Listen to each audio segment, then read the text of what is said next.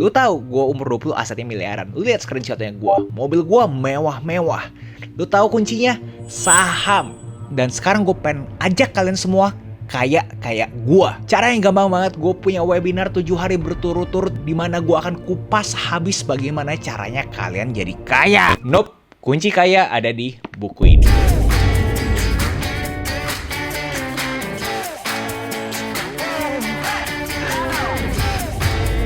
Hai warga kreatif, buat kalian yang belum kenal, nama gue Agus Leo Halim, dimana 2 hari sekali gue selalu upload video di YouTube yang semuanya berhubungan dengan industri kreatif, kreatif manajemen keuangan, kreatif manajemen waktu, kreatif membaca buku, apapun yang sifatnya kreatif akan selalu gue bahas di channel ini. So buat kalian yang berkenan, monggo di subscribe. So hari ini adalah Kultum, kuliah 7 menit dimana gue akan coba untuk extract value, mengambil nilai-nilai dari buku yang gue udah pernah baca. Dan hari ini bukunya adalah By Popular Request, Intelligent Investor. Yes, gue juga nggak tahu kenapa kalian pengen banget gue ngebahas ini. Untuk apa main saham, mending main babi ngepet. Main babi ngepet, main babi ngepet. Channel ini lama-lama dianggap orang channel finance nih. Apa gue rubah aja ya? Saham dan Bitcoin ketinggalan zaman. Babi ngepet, investasi masa depan. So ya, seperti kalian tahu, kalian kalau misalkan bermain di sosial media banyak banget yang lagi screenshot dia punya saham naik berapa persen dan bikin kalian juga kayak FOMO kan, kayak ada fear of missing out, kayak duh gue juga pengen ikut tapi gue nggak tahu apa-apa nih. Gue sangat rekomendasi kalian sebelum kalian masuk ke dunia pasar saham, kalian baca dulu Intelligent Investor by Benjamin Graham. Buat kalian ngerti seluk-beluk dunia saham itu seperti apa. Dan ini pun direkomendasi sama Warren Buffett. Dia bilang by far the best book on investing ever written. Kalian untuk kaya, kalian kagak butuh IQ tinggi, insider information, atau hoki. Yang kalian butuh adalah psikologinya kalian, emosinya kalian. Mungkin ada beberapa dari kalian yang baru kenal saham, dan kalian bingung, bro, kenapa gue harus ikut main saham, bro? So, ngomong simpelnya kayak gini, inflasi di Indonesia dibilang 2%. Asumsi bunga tabungan di kalian punya tabungan 1%. Jadi kalau kalian punya 1 juta rupiah, di tahun depan, secara teori, kalian punya buying power, kemampuan untuk membeli, kemampuan untuk spending, itu hanya 990.000 karena inflasinya. So, technically speaking, kalian butuh investasi untuk memastikan kalian nggak kalah dari inflasi. Kita mulai aja. Pertama, kita harus ngebedain dulu bedanya investasi dan spekulasi. Yang dibahas di sini adalah investasi. Ciri-ciri investasi adalah ada analisa fundamentalnya, diversifikasi, bikin resiko kalian serendah mungkin. Cari cuan yang steady, yang konstan. Jangan cari yang, wah gue sehari naik 800%, gue sehari naik 2000%. 4 tahun lalu kalau misalnya kalian nggak beli Starbucks setiap hari, kalian bisa nabung sekitar 1,5 juta. Lalu jika 1,5 juta tersebut dialokasikan ke anjing ini, kalian bisa beli mobil sekarang. Sedangkan spekulasi adalah ya orang pom-pom apapun di sosial media kalian ikutin. Namanya juga spekulasi. Kagak ada yang tahu. Orang gila doang yang beli Dodge di harga 10.000 terus nyangkut di pucuk, nyangkut di pucuk, nyangkut di pucuk, nyangkut di pucuk, nyangkut di pucuk, nyangkut di pucuk. Main babi ngepet, main babi ngepet. Ada yang namanya Mr. Market, Bapak Pasar. Benjamin Graham bilang namanya price, namanya harga di pasar saham itu tidak merefleksikan harga intrinsiknya, tidak sesuai dengan nilai aslinya. Tuan pasar ini selalu coba ngejualin kita saham. Contoh dia bilang, nih harga saham ini 1.000 nih, lu mau gak nih? Besok jadi 2.000. Harga nih saham nih harganya 500, lu mau gak nih? FYI, ini buku itu ditulis di tahun 1949. Fast forward ke 2021, Mr. Market tuh ngomongin terus tuh setiap hari ada di handphonenya kita gitu. Kita bisa ngeliat terus nih pergerakan si Mr. Market gitu. Karena Mr. Market pengen ngejual ke kita. Dan kuncinya adalah nggak ngedengerin si Mr. Market. Karena Mr. Market kepentingannya beda sama kita. Mr. Market adalah kepentingannya adalah ngejualin dia punya saham. Sedangkan kita adalah untuk mengalahkan inflasi di negaranya kita.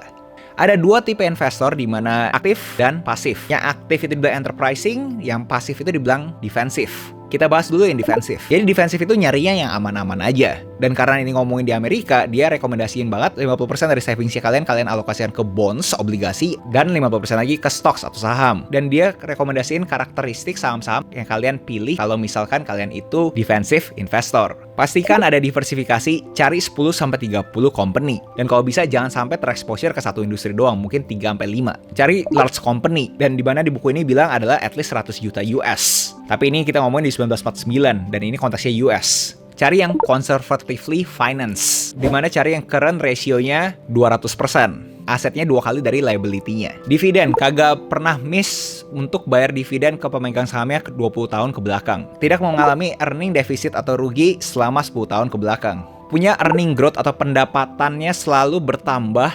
2,9% year over year, tahun per tahun, selama 10 tahun ke belakang. Cari aset murah, yaitu dengan menghitung market valuasinya lebih kecil dari assets dikurang liabilities kali 1,5.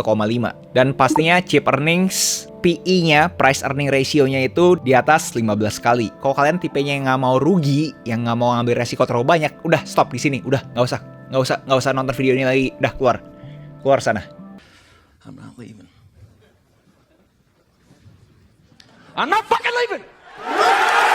Nah, buat kalian yang masih di sini, kita lanjut. Gimana cara kalian investasi sebagai active investor? Ingat, kalian butuh patience, disiplin, rasa ingin belajar, dan butuh banyak waktu untuk kalian masterin dunia saham ini. Sekali lagi, ini konteksnya adalah 1949. Dimana dia argue, hindari yang namanya growth stock. Contoh yang harganya nggak wajar itu, yang mendadak naik terus itu, walaupun kalian agresif, tapi yang itu tuh dihindari. Selalu cari yang price-nya lebih kecil daripada net working capital. Net working capital adalah current assets dikurangin liabilities.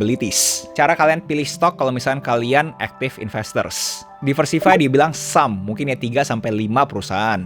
Cari yang aset rasionya 150%. Kagak miss dividen 1 tahun ke belakang.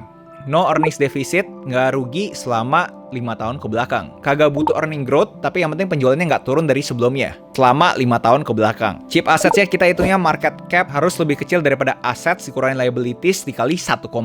PE ratio terserah kalian, sangat subjektif. Lalu lanjut, ada yang namanya margin of safety, dimana kita harus bisa hitung intrinsic value terhadap perusahaan tersebut. Cara ngitungnya adalah current earnings dikali 8,5 ditambah 2 kali expected annual growth rate. Annual growth rate-nya kalian bisa hajar rata-rata 5-7 tahun ke depan. Setiap kali kalian sudah hitung, kalian tarik nih garis lurus. Kira-kira ini lagi overprice, lagi overvalue atau undervalue. Kalau misalkan lagi undervalue dan margin of safety-nya besar banget, kalian ambil. Itu berarti memenuhi kriteria si Benjamin Graham. Ada juga beberapa poin yang menurut Benjamin Graham harus dihindari. Pertama adalah day trading, karena dia berasa day trader pasti menggunakan emosinya. Lalu IPO, di mana biasanya IPO itu hype doang menurut dia. Dan kalau dikontekskan Indonesia mungkin masih labil. Peran antagonis gue. Apakah ini semua masih relevan di 2021? Sangat arguable. Terutama untuk saham yang berkecimpung di industri teknologi. Gue bakal kasih kalian 2 contoh perusahaan.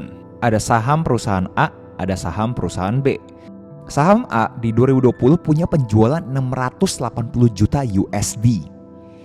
Dan mempunyai profit 19 juta USD. Kita kalkulasiin ke rupiah, penjualannya hampir mencapai 10T dan profitnya lebih dari 270M. Saham B punya penjualan 64 juta rupiah dan rugi 189 juta rupiah. Menurut kalian secara valuasi, secara market capitalization, siapa yang lebih tinggi? Nilai perusahaan siapa yang lebih tinggi di bursa efek saham? Coba tebak dulu, jangan curang. 3, 2, 1. Saham B jauh lebih tinggi, melebihi 140T. Kenapa? Banyak faktor spekulasi jika perusahaan tersebut ada di bidang teknologi. Kalau kita ikutin rumus yang dikasih Benjamin Graham, ini sangat tidak masuk di akal. Kenapa perusahaan B yang boro-boro net profit, gross margin aja mereka minus, bisa mendapat valuasi sebegitu tingginya? Tapi pertanyaan besarnya ada di spekulasi. Layaknya perusahaan-perusahaan besar di Amerika yang sudah masuk ke bursa saham sebelum mendapatkan profit. Contoh Amazon. Kenapa retail investor berani beli saham tersebut? Karena mereka berspekulasi bahwa Amazon itu akan bertumbuh besar di kemudian hari. Perusahaannya bisa grow into their valuation. So poinnya spekulasi boleh atau kagak, menurut gue boleh, tapi max mungkin 10% dari portonya kalian. Sebelum gue tutup, ini adalah gue punya interpretasi, ini adalah impresi gue saat gue baca buku ini. Mungkin kalau ada yang bisa salah atau bisa mau nambahin, silahkan komen di bawah. Dan kalau misalkan ada terminologi yang kalian pengen gue coba bahas lebih detail lagi, juga bisa bantu komen di bawah. Tapi kenapa channel gue jadi channel ngomongin saham sama kripto ya? Dan seperti biasa ada book notes, catatan buku yang udah gue terjemahin ke bahasa Indonesia buat kalian cek. Itu link di deskripsi, pakai Linkit, link.id/agusleo. Shoutout to Linkit, sangat mudah banget bikin website sendiri. Dan yang paling penting, gratis juga. So shout out to Linkit. Gue sangat rekomendasikan kalian coba baca sendiri juga, terutama buat kalian yang pengen nyicip-nyicip main saham tuh seperti apa. Dan gue juga rekomendasiin banget Psychology of Money. Ini gue juga udah pernah bahas kultumnya. Kalian punya kekayaan bisa berlipat gandakan. Kita ambil konteks Warren Buffett. Kalian tahu gak? Mayoritas dari kekayaan Warren Buffett datang setelah dia umur 65. Kenapa begitu? Karena Warren Buffett tahu the power of compounding. Dari dia masih umur 30-an, 40-an, 50-an, banyak yang lebih kaya dari dia. Tapi dia masih stay fokus bahwa dia nggak apa-apa, dia punya return contoh cuma 10 atau 20% per tahun. Tapi dia bisa sustain 20% itu selama bertahun-tahun. Jadi kekayaan dia berlipat gandakan secara konsisten, nggak mendadak naik terus turun, tapi konsisten terus sampai akhirnya dia menjadi salah satu orang terkaya di dunia. Kalau kalian bisa mengambil nilai-nilai yang diajarkan dua buku ini, menurut gue sih kalian udah siap untuk investasi di bursa saham. Nextnya kalian mau gue kultum apa? Jangan lupa juga komen di bawah. Jangan lupa like, comment, subscribe, nyalain notifnya, share ke teman kalian, and I'll see you in next video. Salam kreatif.